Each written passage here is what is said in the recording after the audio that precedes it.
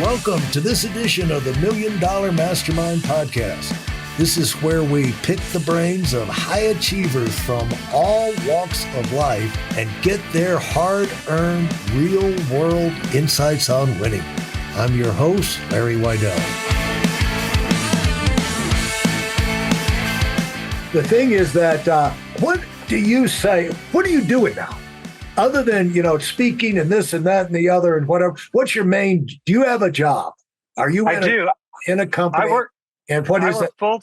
I work full-time for eXp Realty. They're they're publicly owned. They're the largest independently owned residential real estate company in the U.S. and the world. We're operating in like 22 countries or maybe even more now. And so 3 of the indicators you look at about how large real estate companies are, we're the largest in 2 of those, and we're the 4th largest in the 3rd category.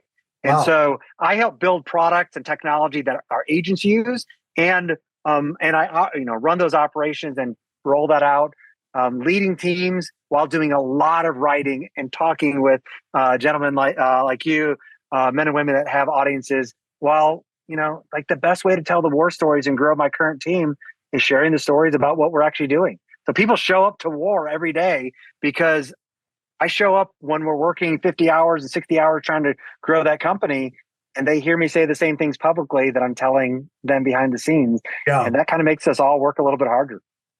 And so tell me what your schedule is like. You're up in the mountains. It's getting ready to go into the holiday weekend. And so what is, where do you spend your time and how do you spend your time? Well, I've been blessed by genes to not have to sleep very much. And so that came from my dad's side. So I'm usually up at 3:30, maybe 4 o'clock every day. Wow. I start shutting down usually around 9, but I'm usually not asleep until close to 11 or 12. So I do a lot of reading in the evenings, but spend a lot of time with my wife and kids after hours.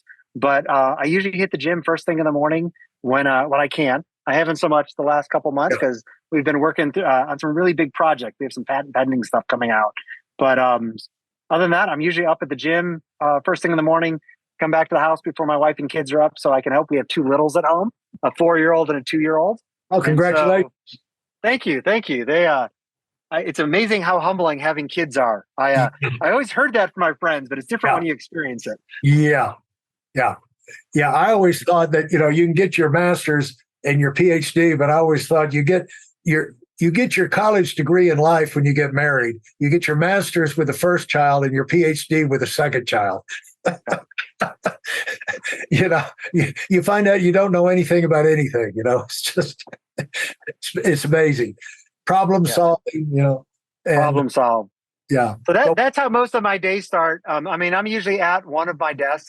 I am at our mountain property in North Georgia right now in Blairsville. We also have a house in Roswell, just north of Atlanta. And so I'm usually at my desk by 8 a.m. And so it's great to not have a commute. My commute is walking downstairs, or down here is our tree house. It's about 25 foot off the ground. It's a full separate house by itself. And so I go in there and with Starlink, I've got great Wi-Fi access here. And I can just separate out from everybody else and wait till my team starts getting online. I always have a gentleman on my team, Michael, who no matter what hour I choose to get to my laptop, somehow he is at his laptop an hour before me, I find. Wow. What a godsend. Now, talk about I'm just curious, when you get this project, you've been working on a couple of projects, and when you implement them, where are they going to be implemented in, and how will they make a difference? So they are in 2 different places. And so I'm in one of the areas I run is enterprise SEO. So it's, in our case, like, how do you get more traffic than a Zillow or some of these large portals that are out there? Right. And so it's kind of traditional marketing with SEO, but we have to build proprietary technology of this big technology stack to do that. At this point, we have the largest residential real estate website in America. The most number of listings from all the data and checks we've done. And so that takes a lot of time working with product teams and building that. So my customers for that are actually, if you're looking for a new house, like, you're one of my customers. So how do we show up on Google and another agents bring it in? But we build a lot of tools for the internal 78,000 agents within the US. I think we're at about 88,000 globally, maybe more. And so I build tools like, I built an internal agent to agent referral tool when one eXp agent is making a referral to another eXp agent because a client's moving across country. But that used to take up to 45 minutes to make that referral. It now takes 45 seconds or less. Wow. That's a huge time saver. Really, I have a belief that a lot of times there's cool technology. I build some of the cool technology. And then there's technology like that where I think technology should solve grunt work. And my job is to hear and see what is actually going on in those customers' lives, which in that case are internal customers, and then go, well, you roll it out. But the biggest thing there from a scaling and growth isn't building the technology. It's continuing to get it adopted, which we talked about earlier as influencers. I can go tell people all day long, instead of 45 minutes, it takes you 45 seconds, and there'll be adoption, and I get some people. When I go start telling the stories of the people actually using it, and or what they're able to do instead, I mean, I can watch the growth happen. Yeah. People follow the leader, and it's like it's like even in our company, it's just like you've got to have someone do something great and significant with an idea, a product, or whatever, and then everybody wants to follow them. And it's the same thing it's what the influencer type world is. Now, I've got another question for you. I'm not going to keep you forever, but you made the statement that I want to do more keynote speaking. What caused you to reach that, that thought in your life and say this would be, because obviously it'd be fun, but why did you come to that conclusion, or what caused you to reach that conclusion? I've always been blessed to be in a place with transformation and innovation where at industry events, like because of what my teams have been able to accomplish, people ask you to come speak at those industry events. You don't get paid for those, but they're great for selling the company and sharing with others. And then I had a fraternity brother reach out from PPAI was one of my early ones, the performance product industry, and said, hey, look, we have a big leadership conference for everybody who runs the companies in our industry. We need a keynote speaker. Would I put your name in? Would you like to have that conversation? And it was a nice paycheck, but the better thing was the follow-ups from that, because I was able to step in and talk about building companies through servant leadership and growing companies better and faster by treating people differently. Yeah. And the follow-ups that happened from that first paid keynote was incredible. I had CEOs and presidents and chief operating officers sending me notes still 2 years later about changes they implemented from, I didn't know I could change how I treat people and it would affect the bottom line in such a positive way. Yeah. One person sent me a note. They're like, I was told I'm not an asshole anymore and my numbers are better. And he had a big company. And I was like, hearing that, I'm like, there's a place where you get into, there's nothing wrong with executive coaching, but usually so many executive coaches, they don't actually do things. I don't have time with my day-to-day life to be an executive coach too much. But if I come in from a keynote speaking, I'm able to bring some insights to how I've built companies, tell the stories of people I've worked with, like Judson Green. That's a way that it seems like the results I hear back from the outcomes of people, like that's why I'm more interested in doing more of it. And it's almost industry-wide too. Industry-wide. Well, in a lot of different industries, because like I mentioned at Navtech, we were at the linchpin of 11 different industries using spatial data. So I have that stories where I've spoken in automotive companies, I've spoken behind the scenes, at video game companies, these public companies, all sorts of these things. And the way you grow companies and operate and scale is really, it's the same in almost every industry. There's things in regulations that I'm sure I don't know in healthcare, for instance. But outside of some of the regulation things, still how you set up teams to grow and scale. I mean, I've done the 0 to 1 million thing, the 0 to 10 million thing. I'm that scaler though. And so that's a very different thing when people have a lot of pieces on the chessboard and you're able to step in and say, look, I'm not here to get a monthly coaching gig. I'm here to just share some stories and help change perhaps the way you approach those conversations and the stories that come back afterwards. And so it's nice. My wife and I get to go travel to some wonderful places because of it. But it's really because of the stories of transformation I hear afterwards. For those of you who are sick and tired of fooling around and are dead serious about wanting to move up fast, I've got something especially for you. I've combined the best insights from over 40 years in business and making $70 million in income and compressed them into a free webinar. That's right, it's a free resource. If you want to find out exactly what the concepts are that I use in coaching $1 million earners, register now at WeidelOnWinning.com. You'll discover the 5-part framework used by so many to reach their financial, personal, and professional goals.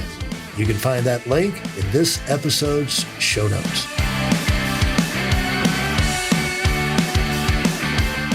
And when you, regardless of the industry you go to and speak, the main takeaway that you want them to have, or one of the main takeaways, would be how they treat people, or this and the other, or what would you, I'm sure it's important, but what would you say is the main takeaways that you want to brand in their mind through your stories and whatever?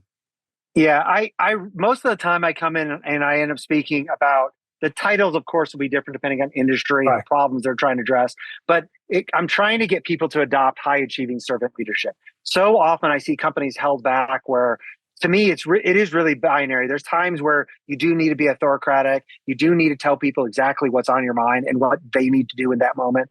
But there's a very binary, it's a yes or a no of, look, you're either the micromanager that leads by authority only, or you lead through high achieving servant leadership. And to me, that is very different than most books and most people that talk about servant leadership. I'm a strong man of faith, and I know, but most books on servant leadership, most people that have spoken about it, when you underline and you read their books, it's because they come from a faith perspective, or they think it's morally the right way to treat their people. Yeah. And I do agree with that, but I look much more at people like the only book that I really love about this is Cheryl Bachelder.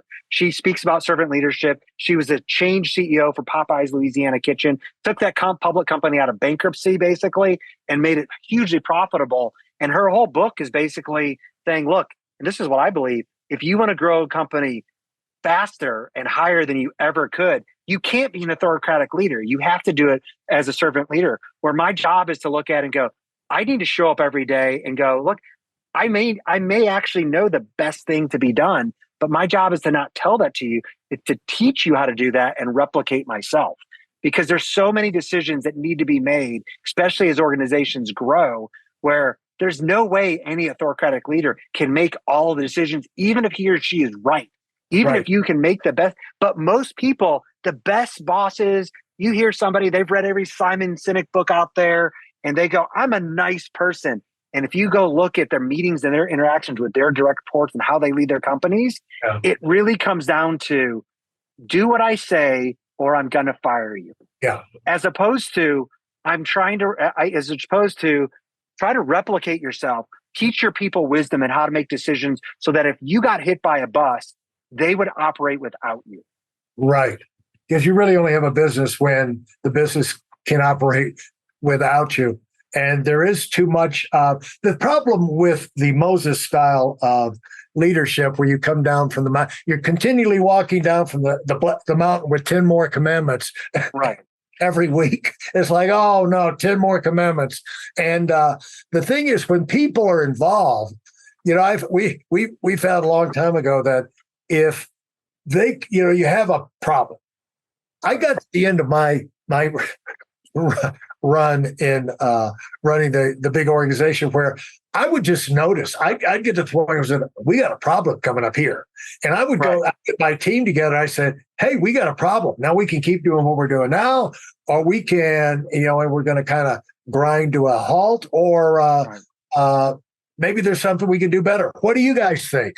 And whatever they came up with, a lot of times you could steer them over towards what you know is the right way to go. But even if they come up with a mediocre idea, there is going to be more successful than anything that you try to cram down their throat, because they've got a vested interest in it, But how do you decide? How would you describe? And I'm going to let you off the hook with this, is to understand high achieving servant leadership, because you could take and twist that to servant leadership, but we got to have the numbers, and so well, I am trying to hit the numbers, but part of that is I'm not, instead of telling the people that work for me what exactly I need to do, I'm explaining to them the outcomes and the results that we're trying to achieve as a company. And often what I may, heck, even if it's a Ruby on Rails software engineer, what you're doing, here's the outcomes that we're hoping from what you're coding today, and how that's going to feed into this bigger picture, so that he or she can make the decisions that they need to do, not to do exactly what I told them, but to do the things that they think is going to help us get to that outcomes, and change the dynamic. I mean, you asked about what my day looks like. Well, I only discussed until I get to my desk. I mean, I really look back. I try to be very judicious with my time, and I'm always trying to do things that in my mind, I'm the only person capable of doing today. Right. Some cases that's experiments.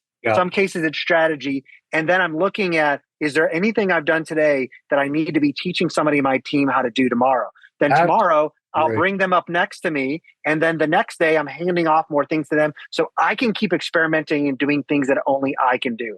As an example, I mentioned I'm leading rolling out some patent pending technology now. Well, we have software engineers that are building it. We have a product manager that's helped building it. I work with him very intimately on some of the new features.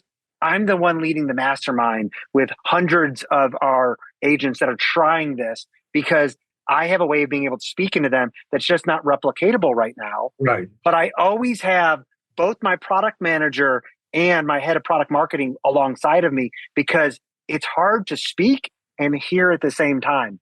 Right. And so they're actually able to come back and teach back to me to say, look, it's patent pending because it doesn't exist anywhere else in real estate. So I do not have 7 words or 17 words that if I say it, the average real estate agent would understand.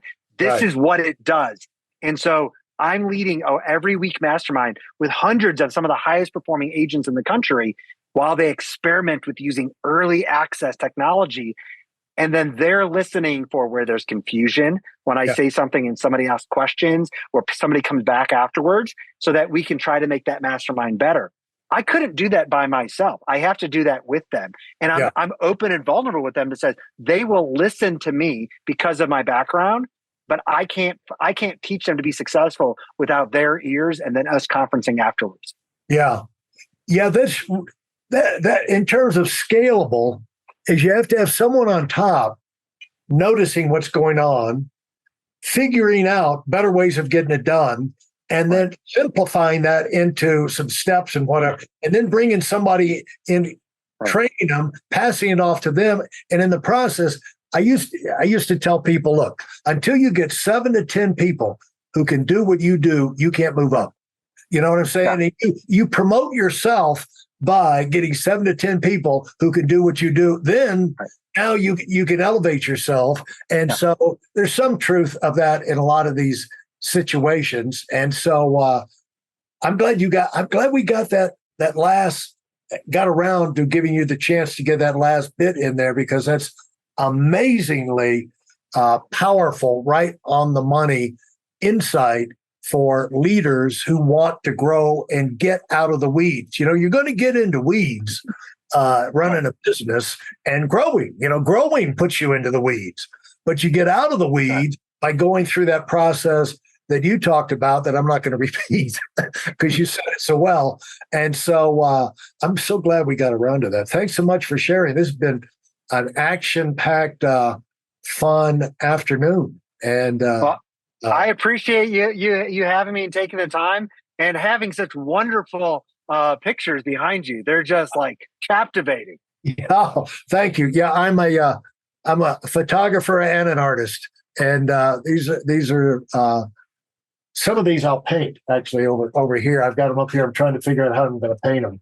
And anyway, but thank you very much. You're very, very kind. And so let's see if we can catch up somewhere down the road and see how eXp Realty continues to explode and wipe out Zillow. And everybody else. There's not many competitors for you at this point. But anyway, I wish you all the best. Thanks so much. Thanks so much, Larry. Let's do this. I'm getting sloppy here. I always let my guests say the last word. And to the people who have stayed with us and listened this long, what kind of last word jumps into your mind from the universe and tells you they need to hear? You use the term momentum so many times, I think, throughout our conversation. And I think anybody who's trying to grow an organization, that's the key that they always need to be thinking out. You're not always going to have growth that goes up and to the right as we want, but you need to look back and kind of think about, is what I'm doing today building momentum over time? What am I doing that's not scalable? Because we're always doing non-scalable stuff that allows me to find momentum and scale over time. Fantastic. Thanks so very much. Thank you. Thanks for listening to the $1 Million Mastermind. If you felt there were any valuable takeaways from this episode, please take a minute and leave us a 5-star review. Your feedback is important and really helps us get the word out to a wider audience. Remember, we have a valuable webinar that is absolutely free. Register for it right now at whitealumwinning.com. Thanks for listening.